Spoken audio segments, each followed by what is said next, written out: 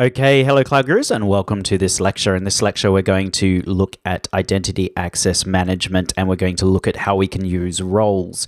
So roles enable us to interact with the AWS platform without having to, pass our EC2 instances, access key IDs and secret access keys. And roles aren't just used for EC2, they're used for basically every other AWS service as well. And we're going to have a look at that in the AWS console. So this is a lab and you will need to log into the AWS console. Okay, so here I am in the AWS console, and if I just go over to services, I'll be able to create a role under Identity Access Management, which is under Security, Identity, and Compliance. And we have actually already created a role before. If you click on roles, you'll be able to see some roles in here, and you should see a cross-region replication role. So we created that role automatically when we enabled cross-region replication for our buckets. So let's go ahead and create a new role. And in here it says, choose the service that will be using this role. So you can see here a list of services that support roles. We're obviously going to be using EC2. So click on EC2 and go ahead and hit next. And then it's going to ask us to attach a policy. So I'm going to give us administrator access for this role. And then we're just going to go ahead and hit next. And then the role name, I'm just going to call it admin access. And that's it. And I'm going to go ahead and create my role. So that has now created my role. Let's go over to EC2 and we can find it under compute. I'm sure you know that by now. And in here we've got our running instance. So at the moment, this is the EC2 instance from the last lab. I'm going to go over and SSH into it. Okay, so here I am in my EC2 instance. And if you just go over to your home directory, if you remember, if we type in ls, we can't see anything, but there is a hidden directory, which is the .aws directory. So let's go ahead and delete that. So what I'm going to do is I'm just going to type rm-rf and then .aws, and this will delete that directory. So it has now deleted it. If we go try and go into it, you can see now that there's no such file or directory. And if we type AWS S3 ls, we won't be able to access S3 anymore because we've just deleted all the credentials that allowed us to do it. We can recreate that directory just by running AWS configure and then entering in our access key ID and secret access key. I'm not going to do that, however.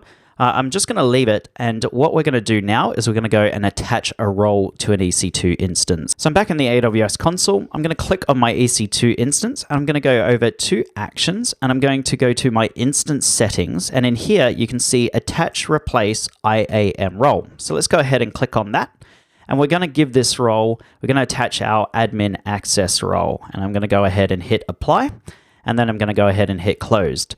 So that has now attached the role. You should be able to see it down here somewhere. So here we go, IAM role, administrator access. If you click on that, you'll be able to see the role itself, and you'll be able to go in and see the actual policy.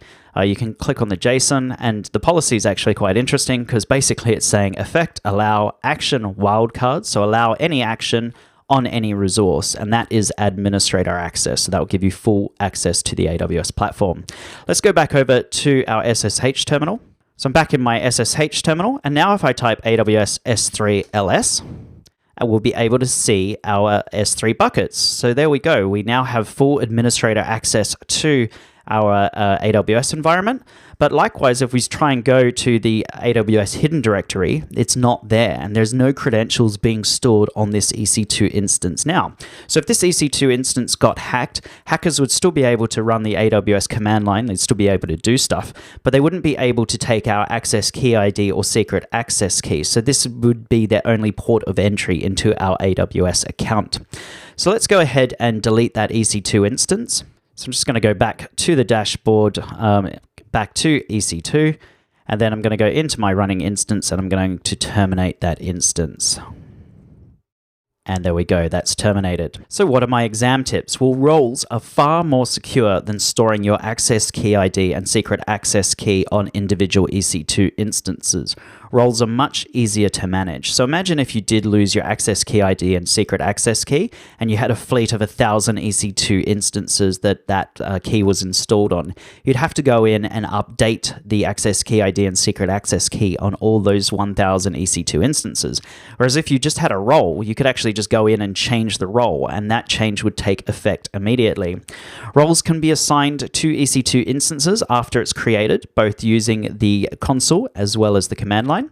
Roles are universal, so you can use them in any region. So we created that role in IAM. We were able to use it in the London region. Likewise, we'd be able to use it in the Northern Virginia region or anywhere else in the world. So that is it for this lecture, guys. In the next lecture, we're going to look at bash scripting, and this is an awful lot of fun. I love bash scripting with AWS. So if you've got the time, please join me in the next lecture. Thank you.